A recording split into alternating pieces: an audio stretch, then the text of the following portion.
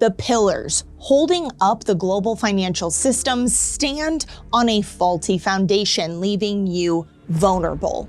Mountains of debt, complex financial tools, and markets overvalued by years of easy money have created a system that is this close to disaster. A system that's so interconnected that all it takes is one spark, a sudden bank failure, rate changes, geopolitical risk to ignite a crash worse than 1929. This, of course, would result in people losing everything. And although we might not be able to stop another Great Depression or worse from happening again, today we will reveal the 5 crumbling pillars holding up the financial system, and more importantly, how you can use this knowledge to act now and protect your wealth before it's too late. The first pillar, which comes as a shock to no one, is the historically high amount of global debt, particularly in the United States, who is leading the way with about $36 trillion and counting. This debt explosion has been driven by years of deficit spending, stimulus packages, and is now further compounded by the cost of servicing the debt alone. In fact, in the United States, it now costs roughly $3 billion per day just to service the debt, just on the interest of the debt alone. And yes, that includes Saturdays and Sundays. But that's not all. As expenses become greater, the impact of each dollar created and spent becomes less. There's a tool that economists use called the debt-to-GDP ratio, which takes the total amount of national debt and compares it against the total amount of goods and services produced, the GDP of a country. The threshold for this ratio is 90%, a 90% debt-to-GDP ratio. Once you hit that ceiling of 90%, you struggle to have the same amount of impact with any dollar that's created or spent, meaning that suddenly it becomes harder to respond quickly, respond in terms of crisis. Your creditworthiness gets called into question, and the impact that you can have on social programs, military spending, Social Security becomes less. Right now in the United States, the debt-to-GDP ratio is 122%. This is astronomically high. It's a level not seen since World War I.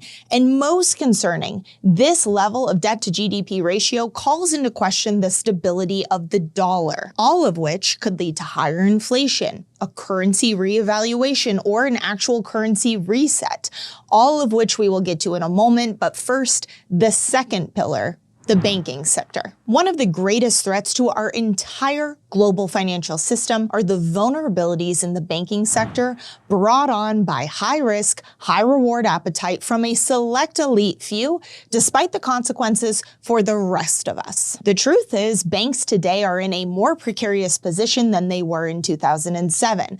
That's because little has been done to regulate them, allowing them to take on more risk, creating more leverage, all while their underlying assets have declined in value. This risk is heightened by the derivative exposure these banks still have.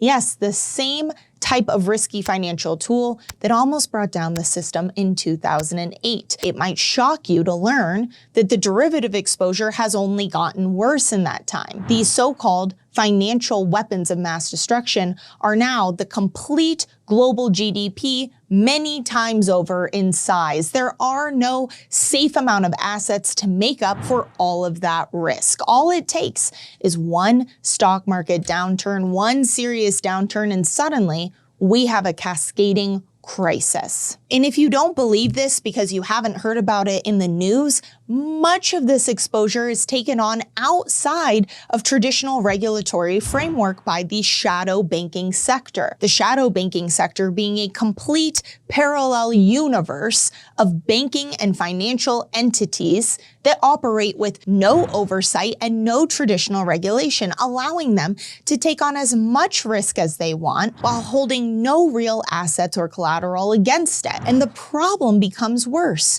Traditional too large to fail banks, or banks where you might have your deposits partner with, absorb, and use these shadow bank entities to do a lot of their risk reward, meaning, and we've already seen it this year, that should one of these shadow bank institutions go down, it could bring down regular traditional banks with them. It's already happened this year and is likely to happen again. This illustrates just how connected all of these institutions are and how high the risk is, especially as we move on to pillar number 3. Equities and assets. Right now, we have a high-risk situation where we have extremely overvalued assets, particularly equities and real estate. This is, again, the result of years of easy money policy, not fundamental growth in value, but easy money, creating an overvalued situation for assets. When prices rise without real growth, it's only a matter of time before everything comes crashing down, hurting not just the wealthy elite, but the average American who often has their savings or their retirement held up in the stock market. The continual upward growth over the last couple of years has left many feeling complacent, thinking that because things are going well, they will continue to go well into the future.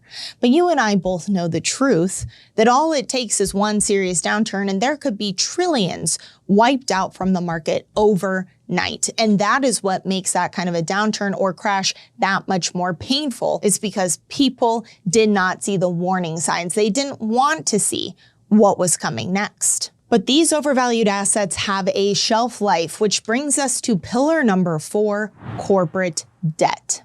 Over the last decade, companies have gone on borrowing sprees, prompted by low rates, creating a record amount of corporate debt. This has created serious problems for companies where profits might already be hurting and they are facing higher rates at a time when they need to refinance and cannot afford to. This isn't just a small handful of companies, but an economy-wide problem, one that could see serious defaults. There's a reason that job creation has all but gone negative if you take out government-created jobs, that layoffs have started to increase. There's a reason that we are seeing companies proactively cut costs where they can. Look at what's happening in the bond market. Once considered relatively safe, it is now a beacon of instability and uncertainty as it pertains to our economy and as an investment.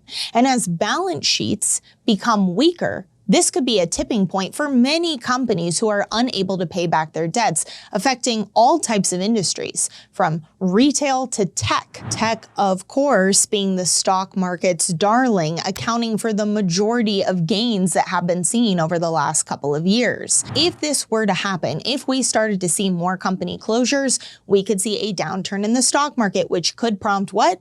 More company closures, which would continue this ever-going cycle downward. And while these first 4 pillars of economic uncertainty are already concerning in their own right, they don't even take into consideration the 5th pillar, which feels very much out of our control and arguably therefore is one of the most terrifying. Geopolitics, rising geopolitical tensions, particularly the shifting power dynamics globally.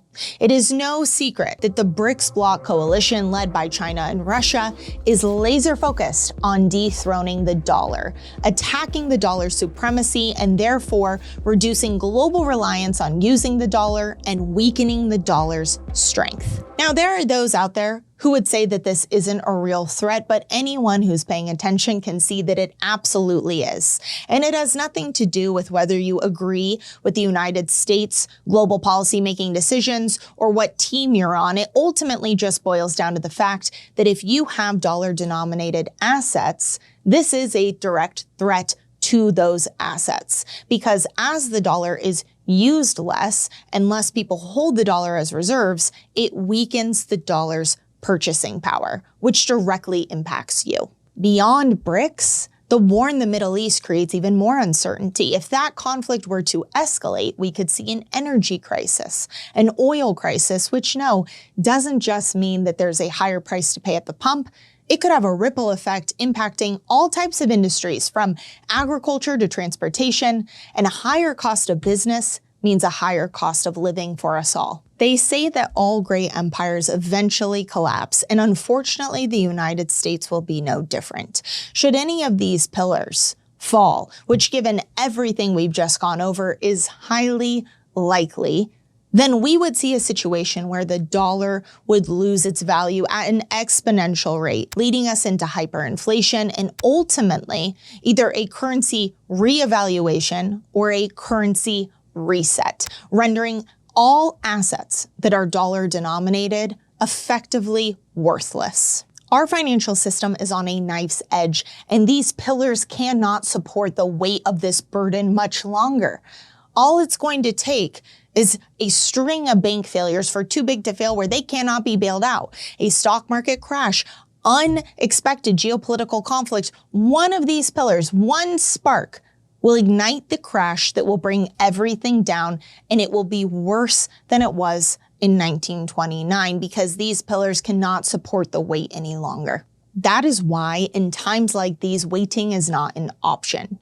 I would love to see change now on a systemic level, but ultimately I don't believe they're going to do it. I don't even know if they could do it if they wanted to. That is why we have to take matters into our own hands and make sure that we are being proactive with protecting our wealth and our legacy now, not when it's too late, not when these pillars already collapse and the domino effect happens. We need to take action now. They leave us with no choice. So I ask you today, are you prepared? As you watch this, are you financially prepared for what's coming next? Because if you're not confident, you're not sure, the answer is no, then it is time to take action today so that you are ready, that your children and grandchildren and generations to come are set up, protected, and ready for what's coming next. Inaction now could leave you exposed in the future. And while everyone's situation is different, I completely understand that. What is the same is that we are all in this system together. We are all on this financial foundation that is crumbling under our feet together, which is why I highly encourage you to call the number below or click the Calendly link and talk to a member of our team who have years of experience, particularly when it comes to currency reevaluations, currency resets, and the types of financial catastrophes we're talking about. What is coming next? They have years of experience in studying these currency life cycles, and they understand how to help people just like you get prepared for what's coming next so that you can sleep easier at night, knowing that your wealth is protected outside of this system. And if you have any loved ones who need to hear this message, please feel free to share this video with them. Education, of course, is the first step. And to that note, I appreciate you being here with me. As always, I'm Taylor Kenny with ITM Trading, your trusted source for all things gold, silver, and lifelong wealth protection. Until next time.